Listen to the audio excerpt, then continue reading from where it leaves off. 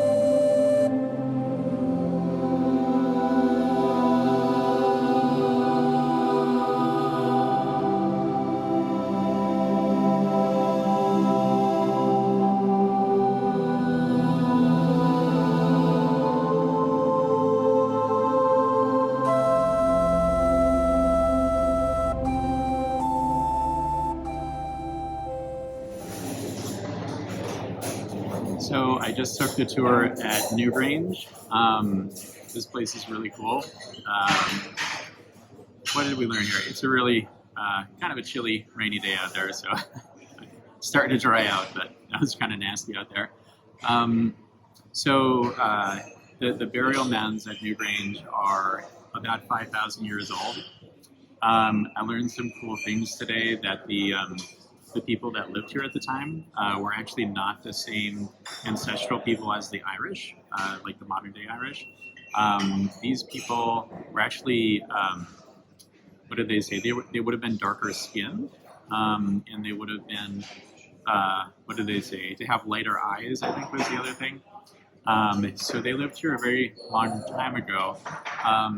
A lot of the interesting, I guess the Irish came along in the Bronze Age, like what we know today as the modern Irish people.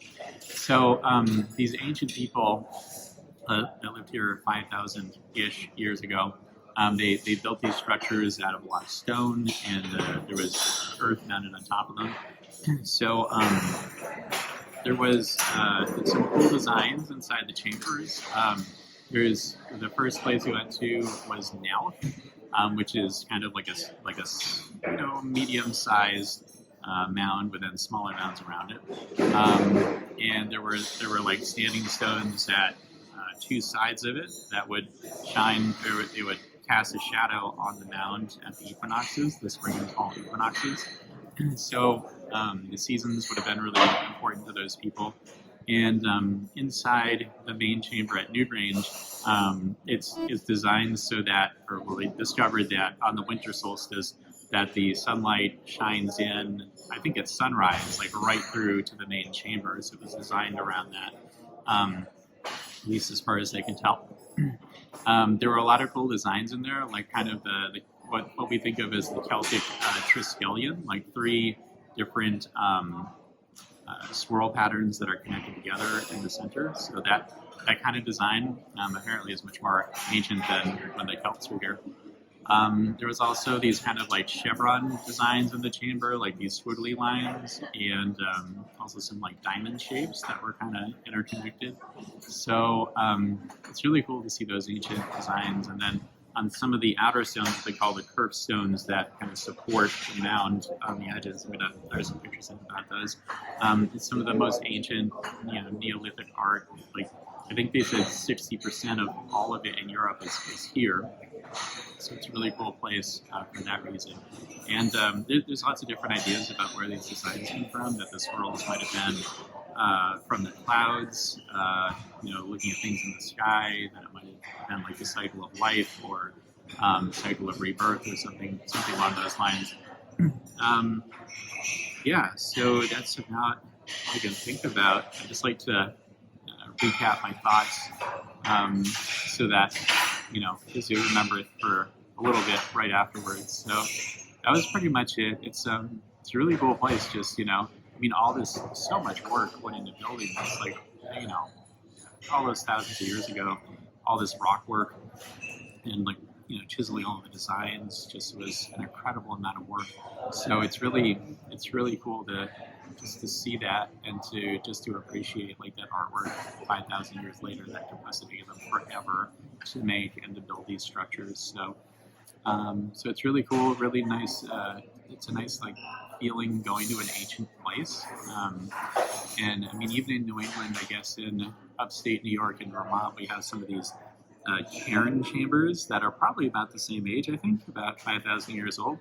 And they're just kind of like these rock circles that come up to the top, and some are aligned with the solstices and equinoxes. So we have things like that there too, just not as much, and not as big of an area as this. And the Boyne River flows right through here, and the tour guide said it was thought of as a really sacred space by the people here. Like it's just two rivers connecting, and just this junction is considered a very special place. And so that was on, like in the front of Newgrange, there's like this large stone out front that kind of has like a map on it, like these different swirls that I think symbolize the different mounds, like Mouth and Newgrange, and there's another one, Doubt, that's nearby too. So there's kind of like this, like Newgrange is kind of like the center from what I understand. And then there's like this big map, in stone that's so many thousands of years old. And it also faces like where the sun comes up and goes into this chamber on the winter solstice. The other way faces out to the Boyne River. So it's kind of like, I think there was a lot of reverence for the river that these people had.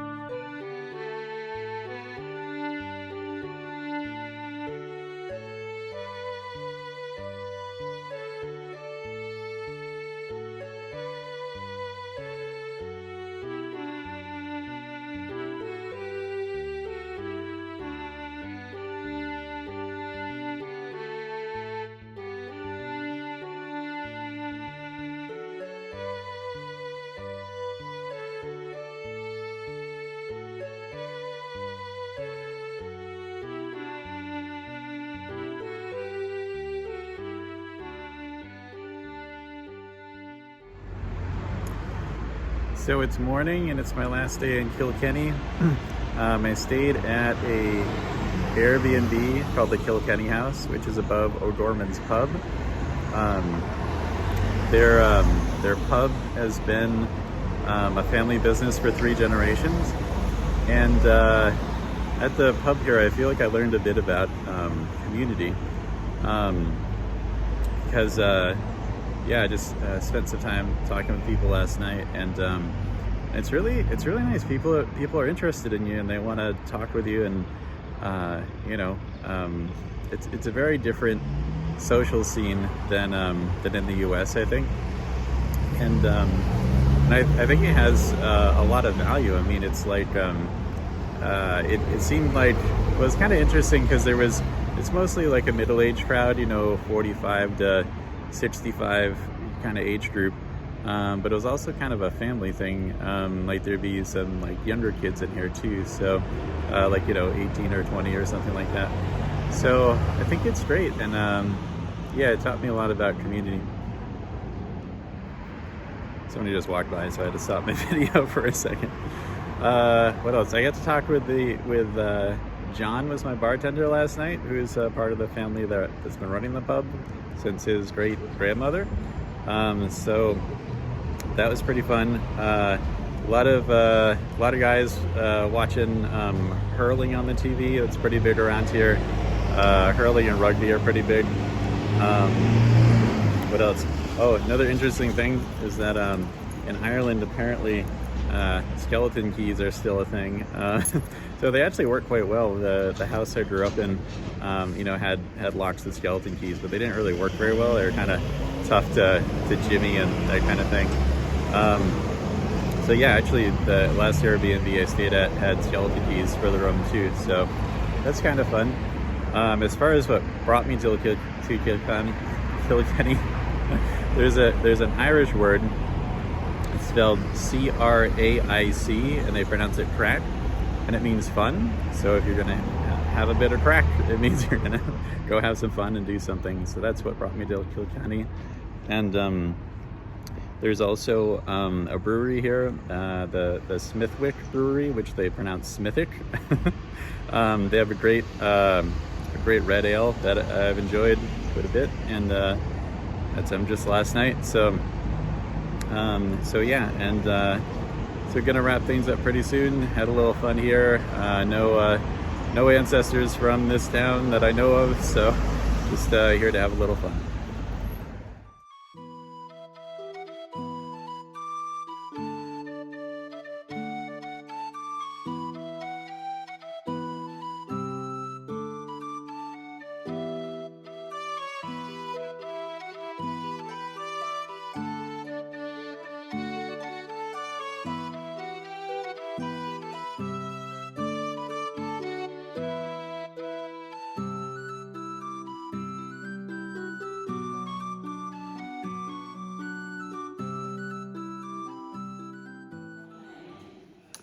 So I'm at Blarney Castle and about to go kiss the Blarney Stone.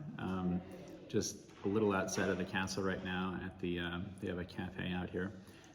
This seems to be some type of a horse's stall where they have some of their tables where you can eat lunch set up. So,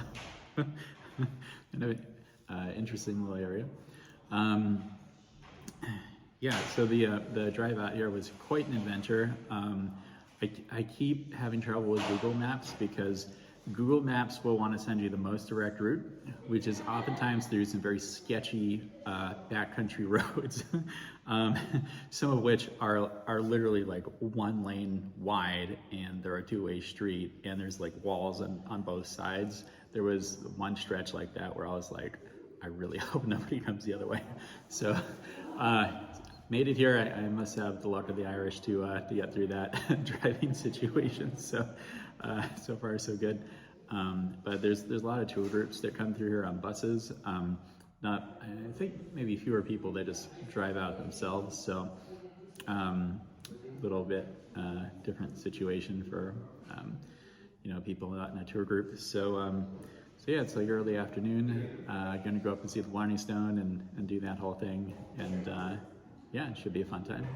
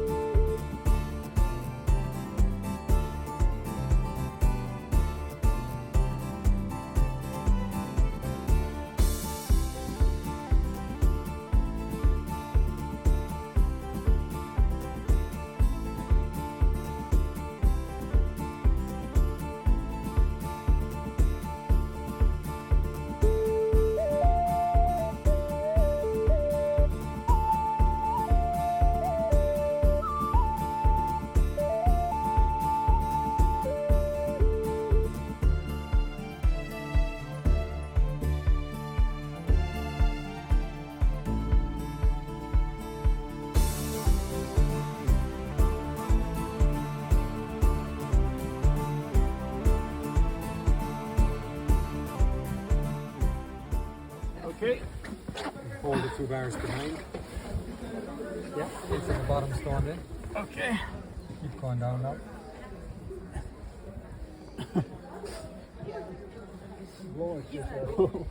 Okay.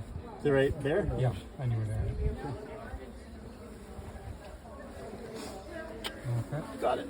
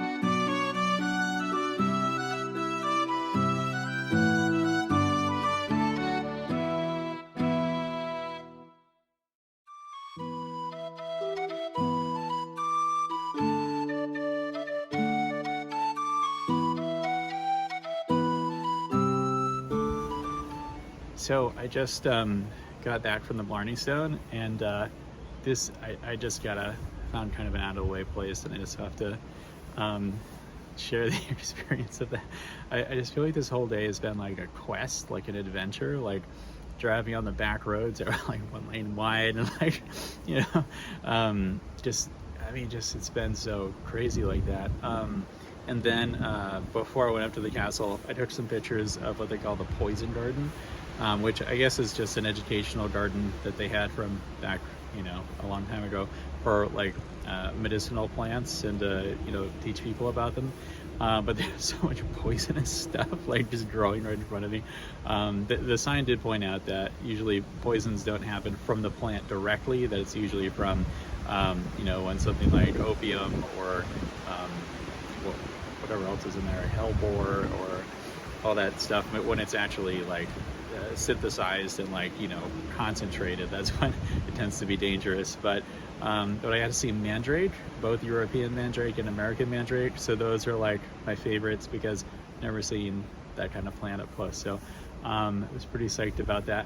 But when you actually go in the castle, like I went in after the poison garden, and to get up to the top of the tower where the Blarney Stone is, there's like this narrow ass winding staircase where it's like I had a backpack on, and like my backpack kept scraping because it was maybe like just about wide enough for my shoulders, and just like this, you know, tiny winding staircase. So it was like an adventure just getting up there. And then like when you're at the top of the tower, I mean, it was wet. I mean, it's been raining this whole trip, but it was like wet everywhere. You have, you know, maybe a chest high rampart, so I mean, it's not super safe. Definitely a bit of an adventure getting up there. And then of course when you hang back to kiss the Blarney Stone, you're essentially hanging off the edge of the tower. They have like a cage underneath you, so if you did fall, it would catch you, and they have an attendant that like holds you while you do it. So you get that on video. So that's sweet. I have what they call the gift of the gab, which is apparently lasts for 7 years. It is they call it the gift of eloquent speech. One of the nobles who I think owned this castle a while back he just had this incredible persuasive speech, I guess, that he could, you know, as far as his negotiations with like the other nobles of the land, as far as, you know, being gifted land, or I'll have to research it more, but so apparently I have it now, at least for 7 years, or maybe I just have it indefinitely, and they say 7 years to, you know, keep you coming back.